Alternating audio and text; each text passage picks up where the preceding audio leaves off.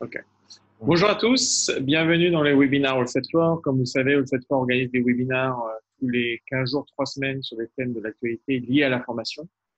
Cette semaine, on a pris le parti de faire un retour sur la grande enquête sur la gestion de l'information qu'on a menée ces 2 derniers mois, où on a interrogé plus d'une centaine en fait, de RH, DRH, responsables de formation. Et donc, on va vous restituer un peu cette enquête et vous parler également un peu de comment on peut aider les RH suite aux interrogations qui sont posées pendant cette enquête. Donc, moi, je suis Emmanuel Clément, je suis expert RH et directeur de développement chez OSET4.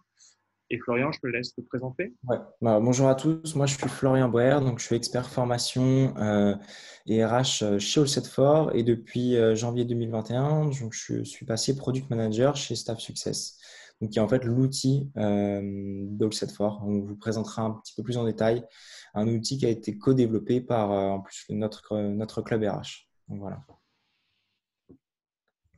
Hop, donc l'agenda de cette rencontre, donc, comme l'a dit Emmanuel, on fait justement un retour sur cette grande enquête qu'on a justement transmise à une centaine de RRH, DRH et responsables formation. Donc, on va vous introduire tout ça. On va faire un petit retour sur les objectifs et les résultats de cette enquête. Et ensuite, on va vous parler en fait de notre offre, de notre solution All7for et en quoi elle correspond elle va répondre à vos besoins. Et ensuite, on fera un petit tour de table, une question-réponse. Voilà. Donc, si on parle un peu d'All7for et Staff Success, donc All7for est une société qui a été créée en 2011, donc il y a exactement 10 ans, et avec l'objectif d'aider les responsables de formation, les RH ou les DRH, à externaliser leur gestion de la formation et se concentrer sur des tâches à plus forte de valeur ajoutée. Donc, le service consiste à faire du sourcing sur mesure en fonction de votre plan de développement des compétences et trouver l'organisme de formation qui va bien, au meilleur prix, et également de gérer toute la partie administrative et financière qui est souvent très chronophage pour les entreprises. Et au cours de ces 10 années, on a développé une plateforme qui permet de digitaliser tout ce processus d'achat et de gestion financière et également des outils pour les RH. Et du coup, l'année dernière, on a décidé de créer un produit séparé qui répondrait à des attentes de digitalisation de la gestion de l'information. Et on a créé Staff Success. Donc, Staff Success, c'est une solution qui va permettre de faciliter et simplifier vos besoins en termes de gestion de formation, en termes RH en général. Et il va inclure la gestion de l'information, il va inclure la gestion des entretiens, que ce soit individuels et ou professionnels, et également la gestion des compétences. Exactement. Et comme je vous ai dit, notre idée, c'était vraiment de base de co-développer cet outil, donc le produit All7for, avec un groupe de RH. Donc voilà, c'était vraiment l'idée principale, c'était développer l'outil, s'aider d'un groupe de RH pour en fait co-concevoir tout, c'est-à-dire le discours, les features, la com. Donc Staff Success, ça a été voté en plus par les RH, donc c'est quelque chose qui ressort justement de plusieurs votes. Et aujourd'hui, on s'est rendu compte que l'outil plaît. On va l'enrichir évidemment grâce justement aux nouveaux membres de la communauté. On va faire voter de nouvelles fonctionnalités. Donc l'objectif, c'est vraiment d'enrichir le club des RH pour améliorer l'outil. Mais on a remarqué aussi que c'était quelque chose qui intéressait énormément en fait, d'échanger sur les best practices entre RH. Donc, on s'est rendu compte que notre mission allait un peu plus loin. C'était vraiment de créer une communauté. Donc, RH, ça regroupe, comme je l'ai dit, des RRH, des DRH, des responsables de formation, pour qu'ils partagent entre eux leurs best practices et leurs pratiques RH. Donc, comme on sait, un RH écouté et épaulé donc, par sa communauté, c'est quand même un levier d'action pour l'entreprise, un quotidien facilité à travers des prises de décision simplifiées. Donc, pour être un peu plus précis sur ce club RH, on a plusieurs ateliers groupés donc sur des thématiques un peu différentes. Donc, on a plusieurs thématiques. On a 3 grosses thématiques qui est évidemment la gestion de la formation, la gestion des entretiens et la gestion des compétences. Et autour de ces thématiques, on a des axes de réflexion. Souvent, c'est des petits comités de 5-6 personnes et on échange entre nous là-dessus. Voilà. Donc, si ça vous intéresse, on vous propose d'intégrer le club RH. On échangera par la suite pour savoir vos enjeux aussi, si ça correspond réellement voilà, aux enjeux du club. Et puis si ça match, évidemment, on vous intégrera dans ce club. Donc, n'hésitez pas à nous dire aussi en commentaire, je pourrais revenir vers vous. Merci Florian. On va passer tout de suite aux résultats de l'enquête. Donc, on avait décidé de faire une enquête sur la gestion de l'information pour faire suite à l'enquête sur les entretiens professionnels qu'on a fait il y a quelques mois, avec 4 grands objectifs. Le premier objectif était vraiment de comprendre où en sont les RH dans la structuration du plan de développement et des compétences et comment ils font aujourd'hui. Le deuxième était quel type d'outils ils utilisent. Le troisième était de savoir comment ils finançaient ce plan de développement de compétences. On sait que les fonds paritaires ont été supprimés par les OPCO, donc on voulait savoir effectivement s'ils avaient trouvé d'autres leviers de financement. Et enfin, comprendre leur challenge quotidien pour essayer d'apporter des réponses. Exactement.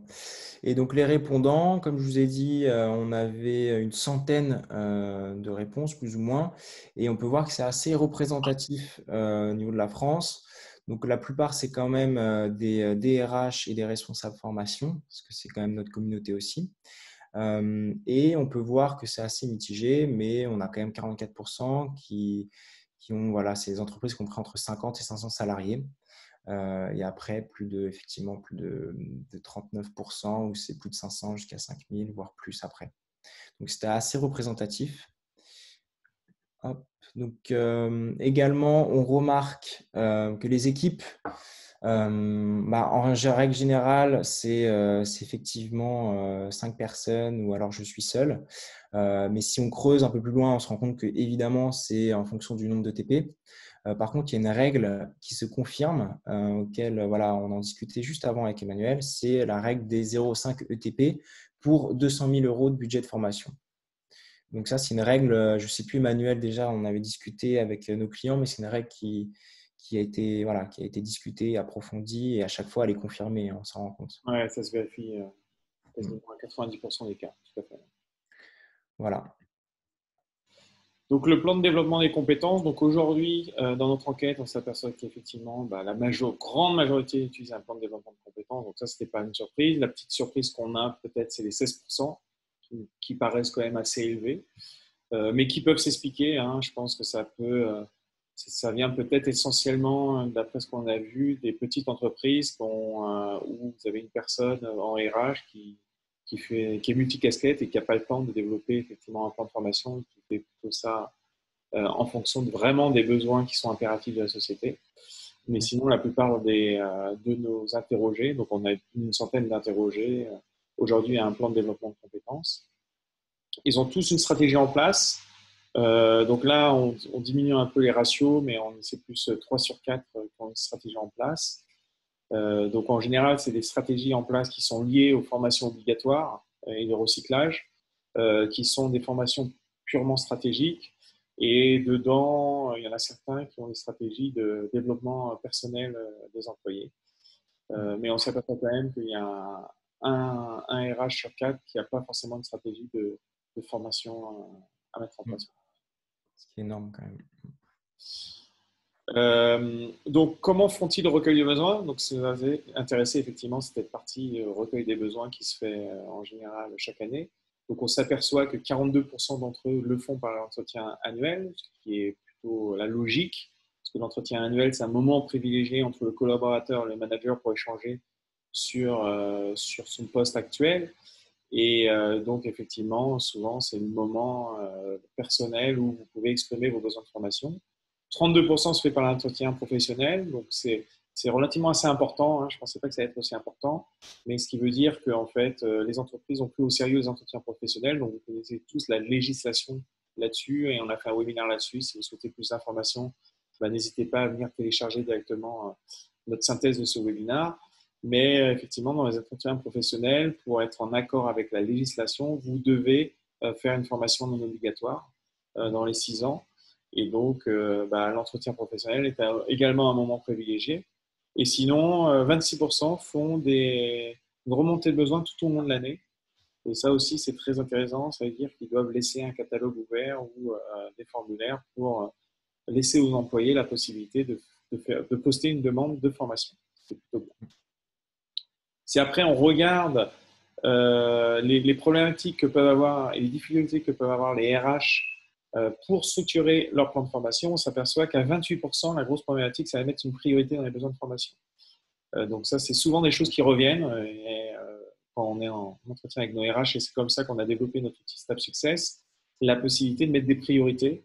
Donc, en général, ce qui passe en priorité, c'est les formations obligatoires. Et après, est-ce qu'il faut mettre en priorité des formations stratégiques, des formations liées à des besoins individuels. Donc, tout ça, c'est une problématique qu'ont les RH et qui est pas forcément bien outillée pour gérer les priorités. La deuxième, pardon, c'est le financement. Et ça, je l'ai déjà dit, on va le redire, les disparitions des fonds paritaires provenant des OPCO a nécessité aux entreprises de se réinventer. On ne voit pas forcément des baisses de budget de formation parce que ces formations sont souvent nécessaires pour mener à bien son métier. Peut-être un peu dans les besoins de développement personnel. Effectivement, c'est là où ça aurait peut-être pu baisser, mais forcément, toutes les entreprises doivent continuer à faire leur recyclage de formation obligatoire. Et là, ces budgets ne baissent pas, donc on parlera effectivement des autres modes de financement qui ont été choisis par les entreprises. Et en troisième, pour la difficulté que retrouvent les RH, ça va être vraiment dans l'analyse des besoins de formation des collaborateurs. Et nous, on le voit souvent parce qu'on gère des plans de formation pour nos clients, on se trouve avec des besoins qui ne sont pas forcément très bien exprimés. Et le RH n'a pas forcément non plus la vision pour aider les collaborateurs dans l'affinage de ces besoins. Donc voilà, donc ça, c'est les trois grandes catégories. Puis après, vous voyez qu'il y en a d'autres qui ont des difficultés dans le bilan de l'année précédente. Oui. Non, mais d'ailleurs, dites-nous aussi en commentaire ce que vous en pensez, si vous aussi, c'est… Bien sûr. Voilà, N'hésitez pas à remonter les informations et les difficultés que vous avez de votre côté. Et enfin, si tu peux changer de slide. Ouais, pardon. Donc, l'idée était de savoir effectivement s'ils avaient recours aux OPCO, que ce soit de la subrogation de paiement ou de la subrogation de cours. Assez surpris d'ailleurs par la réponse, il y a assez largement un oui. Donc, toute entreprise a recours aux OPCO. Donc, surtout dans les petites entreprises où il reste effectivement des fonds qui sont utilisables. Donc, ça, c'est sûr. Mais voilà, après, on parlera d'autres outils de financement type FNE qui ont été très utilisés pendant la période Covid. Voilà, mais sinon, quand même, il y a quasiment 40% d'entre eux qui n'utilisent pas les OPCO. On voit que les relations avec les OPCO se passent plutôt bien, je dirais. 60% sont contents de leurs OPCO, alors 40% ne le sont pas trop, soit parce qu'ils ne travaillent pas, soit parce qu'ils ont des mauvaises expériences. Bon, c'est ce qui se fait peut-être. Et puis, c'est ce qu'on voit sur le marché. Et aussi, ça dépend beaucoup des OPCO avec lesquels vous travaillez. Les OPCO qui sont vraiment très actifs et réactifs. Et d'autres qui sont un peu moins. C'est peut-être plus bien, c'est 60%.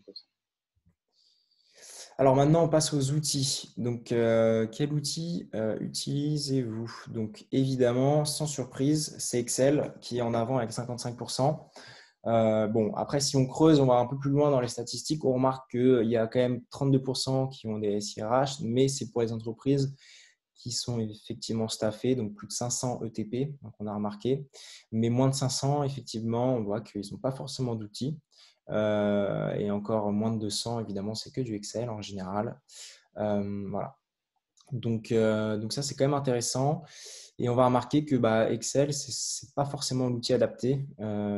Effectivement, ça a des avantages, mais ça a beaucoup d'inconvénients aussi.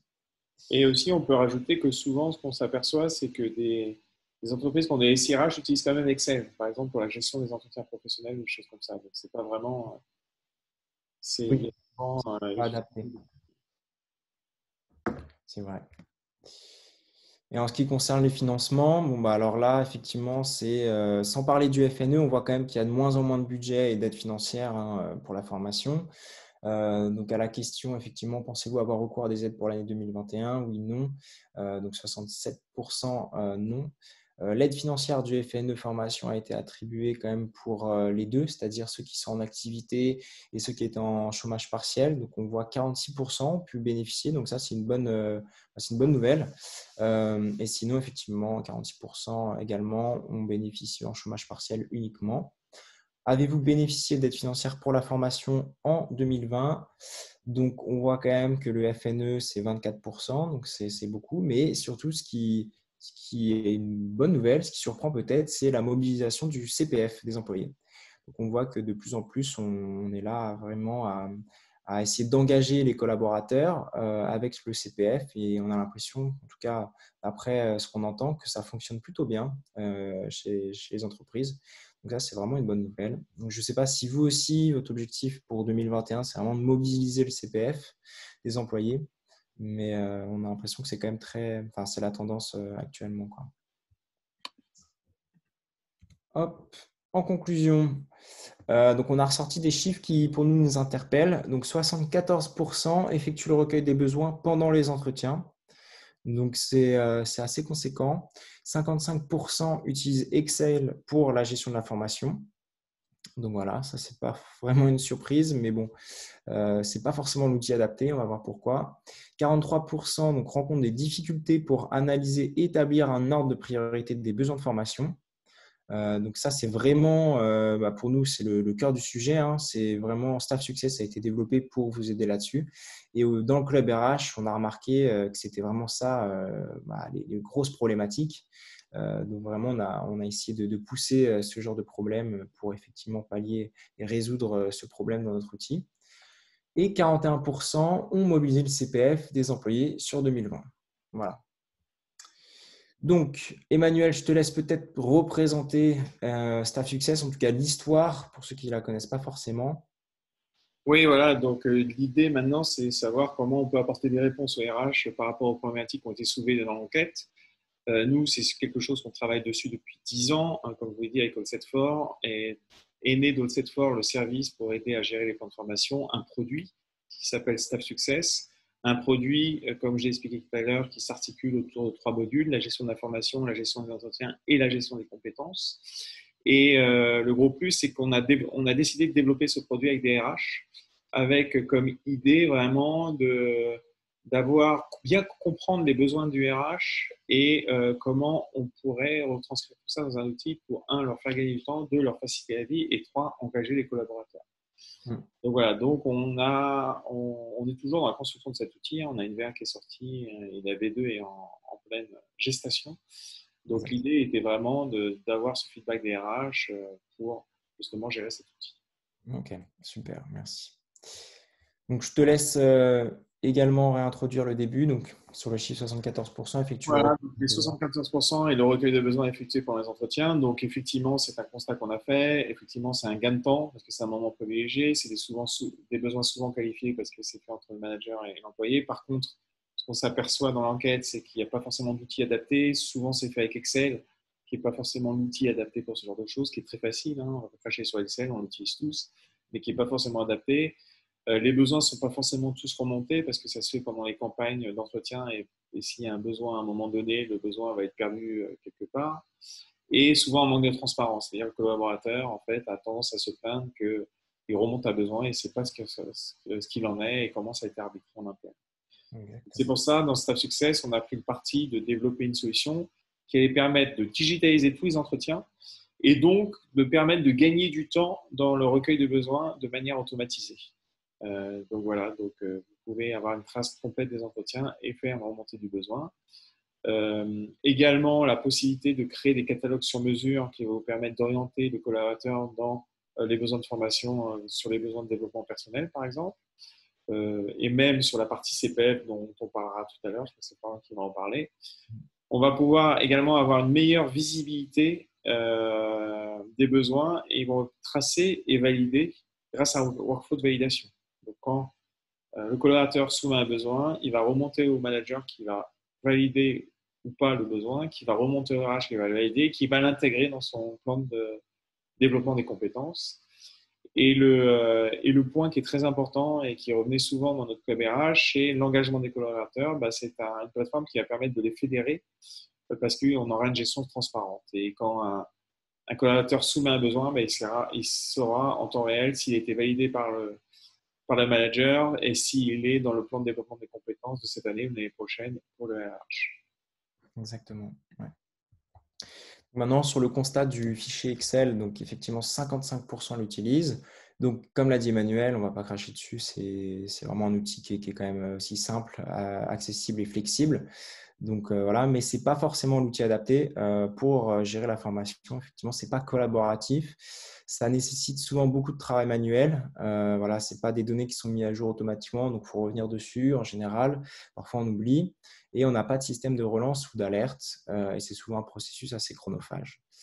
Donc, c'est de là aussi est parti le constat. Pour créer Staff Success, on a voulu en fait effectivement remplacer Excel, même si bon, c'est quand même, ça va être, c'est pas si facile, mais bon, si on a des grosses ambitions, on va dire, mais c'est l'objectif, c'est vraiment de remplacer Excel pour que vous gérez sereinement votre plan de formation dans Staff Success. Et en fait, l'idée, c'est tout centraliser au même endroit. D'accord. Et d'automatiser, par exemple, des tâches comme aussi le recyclage des formations et puis surtout de ressortir des données automatiquement. C'est-à-dire, dès lors que quelqu'un effectue une formation, voilà, le budget a été validé, et ben ensuite, automatiquement, vous avez votre bilan social qui se met à jour. Et donc ça évite de perdre des semaines en fin d'année, souvent, pour présenter au CODIR un bilan social. Donc là, en un clic, vous avez votre bilan social. Et puis, vous avez effectivement une gestion de l'information qui est centralisée au même endroit. Et en plus de ça, vous pouvez connecter avec nos outils, donc l'outil de Staff Success également, qui est des entretiens et des compétences auxquels tout est connecté, tout est lié. Donc voilà, c'est un outil qui est très simple d'utilisation aussi, mais qui vous permet de tout centraliser. Voilà, les 40%, 43% qui ont du mal en fait à analyser, à gérer les priorités dans le plan de compétences, c'est souvent parce qu'ils n'ont pas forcément d'outils ou de process qui leur permettent effectivement de calculer les besoins.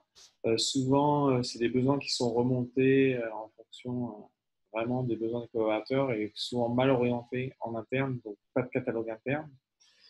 Et souvent, pour les RH, ils ont un manque de visibilité sur les obligations légales des employés. Donc là, on revient par exemple aux formations obligatoires avec les recyclages, mais également et surtout sur les entretiens professionnels où ils n'ont pas de visibilité de savoir qui doit passer une formation, pour quand, etc.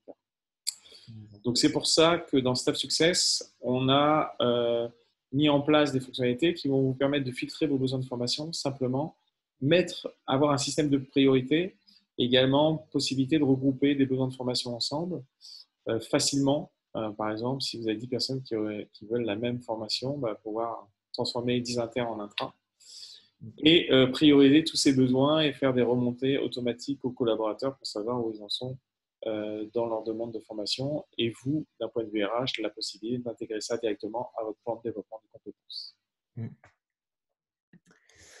Sur le constat des 41% qui ont mobilisé le CPF, donc des employés sur 2020, donc c'est positif, effectivement. Donc on voit qu'il y a d'autres sources de financement malgré la suppression des fonds paritaires, comme tu nous l'as dit, Manuel. Également, ça permet d'engager d'autant plus les collaborateurs. Mais voilà, c'est assez compliqué à mettre en place. On sait que c'est extrêmement chronophage et il faut accompagner vraiment et prendre du temps avec les collaborateurs pour leur expliquer toutes les démarches. Même si, voilà, aujourd'hui, avec la nouvelle plateforme Mon compte formation, c'est plus simple, il y a tout de même un petit travail derrière d'accompagnement. Donc, aujourd'hui, il y a All-Set4, effectivement, qui propose de vous accompagner dans la gestion du catalogue donc CPF. Donc, on met en place en fait un catalogue CPF pour vos employés.